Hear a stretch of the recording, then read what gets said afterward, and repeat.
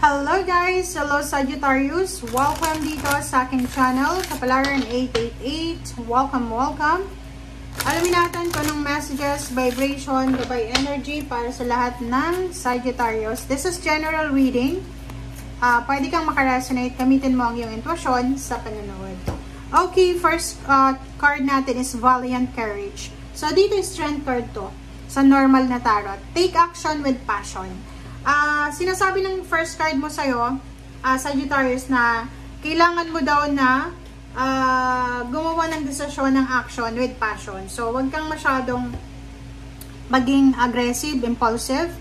Maging courageous ka sa bawat desisyon mo. And pag-isipang mabuti lahat ng desisyon na gagawin.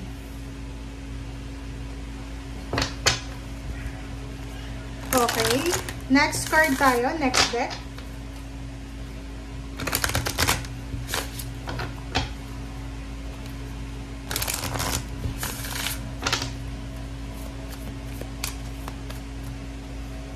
Okay, the garden and the gate. So yun naman pala eh. So yun, sinasabi sa'yo ng bara sa'yo, Sagittarius, na kung naghihintay ka, it's either naghihintay ka ng promotion, salary increase, ng occasion, kakasal ka ba, or may okasyon ka na kailangan i-celebrate. Dito sinasabi ng bara sa'yo dito na kailangan mong maging mapasensya. Okay? Yung the garden and the gate na to is parang sinasabi na siguradong sigurado na. Like for example, may anak ka na gagraduate, masyado kang nag-aalala para sa kanya. Diyan sinasabi ng bara, huwag kang mag-alala kasi sigurado na talaga yon. Okay? Yung completion and achievement, siguradong sigurado na. Pero may iba sa inyo dito, Sagittarius, na masyadong nai-stress. Nai-stress ka kasi hindi mo alam kung ano yung mangyayari sa kinabukasan. Nai-stress ka kasi hindi mo alam kung tama ba tong ginagawa mo, tama ba tong direksyon na tinatahak mo, tama ba tong plano mo, parang ganyan. Okay, thank you.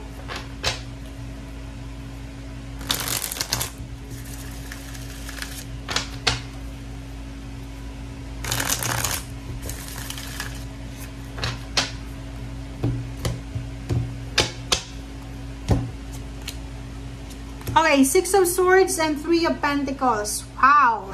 Ang galing na ito.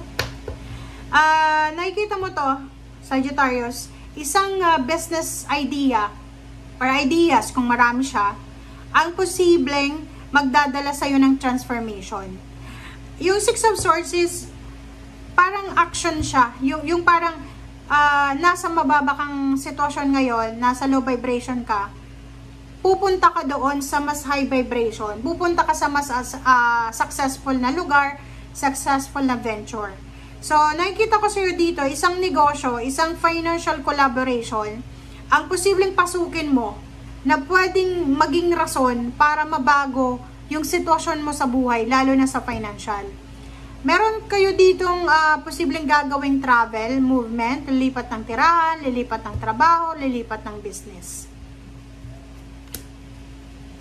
Okay, Queen of Wands and Seven of Wands. So, etong dalawang to, sinasabi na you have choices. You have several choices and options. Kung gusto mong maging financially stable, free, ikaw daw ang may hawak noon. Walang sino man, guys, okay? So, dito sinasabi kung gusto mo daw na maging kalmado, successful yung future mo, oras na para hanapin mo ito. Oras na para hanapin mo yung mga tao, sitwasyon, lugar, na pwedeng makatulong sa'yo para mahanap yung financial freedom. Wow! Diba? So, it's a confirmation siya, Six of Wands, na sinasabi sa'yo dito ng Six of Wands na etong 66 na to, it's all about success and victory. So, kung ano man tong pinaplano mo sa ngayon, yun nga, take action with passion, and talagang magdadala yan sa'yo ng victory and success. So, pwedeng, bago ka lang sa trabaho, papasok ka pa lang sa trabaho, or pwedeng mangingibang bansa ka pa lang, ituloy mo lang yan. Kasi, sinasabi dito na yan yung parang simula, stepping stone, para makuha mo yung victory and success. Okay, thank you. Puro pera siya. Sagittarius, ang ganda na ito, kasi sinasabi ng bara sa'yo na in the near future, maybe 6 years from now, 6 months from now or sa June, posible, lalo kung babae ka, makakahawak ka ng limpak-limpak na salapi. Maybe in June, or maybe 6 years from now, sinasabi ng barahan na wala ka ng problema sa pera. Okay. Knight of Swords, maraming good news, maraming communication, maraming magagandang paraan, maraming magagandang ways para kumita ka ng pera, makakuha ka ng mga friends or connection na makatulong sa'yo para makamit mo yung financial dreams mo sa buhay. Diba? Sinasabi ng barahan, lahat ng hinintay mo, lahat ng pinagpipray mo, lahat ng mga minamanifest mo dati, ibibigay yan sa'yo. All is possible. Ang 3 of Wands, sobra ka nang naghintay dito eh.